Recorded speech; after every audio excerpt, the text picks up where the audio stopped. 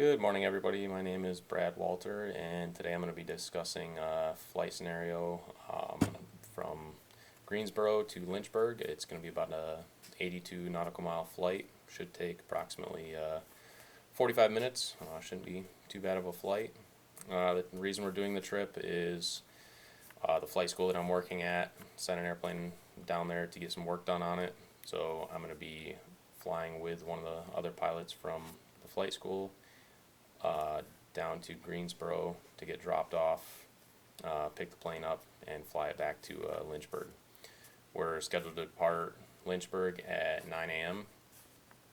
So it should be down to Greensboro by about 10, and look over all the maintenance documents, check out the aircraft, make sure everything's good to go, and then fly it back. So it shouldn't be too long of a day. Shouldn't be bad. As far as me, the pilot.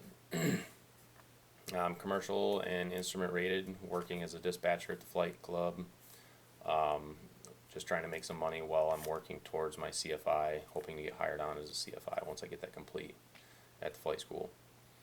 The aircraft is a PA-28 Piper aircraft. It had just had an engine overhaul, completely new interior, and completely new avionics suite installed.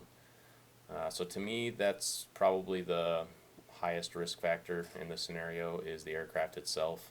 Having all that work done to it, they do test flights on them and check everything out to make sure it's working properly, but there's always that chance for some bugs and some issues after you have that much work done to an airplane. So I will have to make sure I look over all the maintenance documents very carefully, make sure everything is, all the inspections and stuff are done that needed to be done. Everything is signed for by all the maintenance personnel, and it is logged correctly, so the aircraft is airworthy and safe to fly on paper, and then make sure I check it out physically as well, make sure everything looks good to me. Also with the new avionics suite, it could be an avionics suite that I'm not familiar with, so that could also be a risk factor. Might be a little bit unfamiliar with the avionics. If that's the case, I'll make sure to get well familiar with them before taking the plane flying.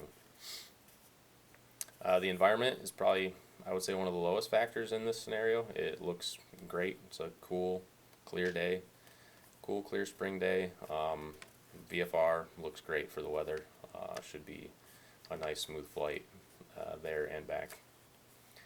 As far as external pressures, I'm hoping to get hired on as a CFI at the flight school, so I don't want to let the boss down. I want to get his plane back to the flight school as quickly as possible, so that could put a little added pressure if I see something that's kind of questionable. I could have that in the back of my head saying, oh, it's fine, just get it back for the boss and they'll take care of it. But I need to make sure to suppress those thoughts, and if I see something, to get it taken care of before I take that plane. So that pretty much sums up our flight scenario for this round. Just making sure the plane gets checked out really well, and making sure I'm familiar with the avionics, and make sure everything's documented as it should be from the maintenance personnel, and then getting the aircraft back to Lynchburg safely. Hope you guys enjoyed. Let me know what you think.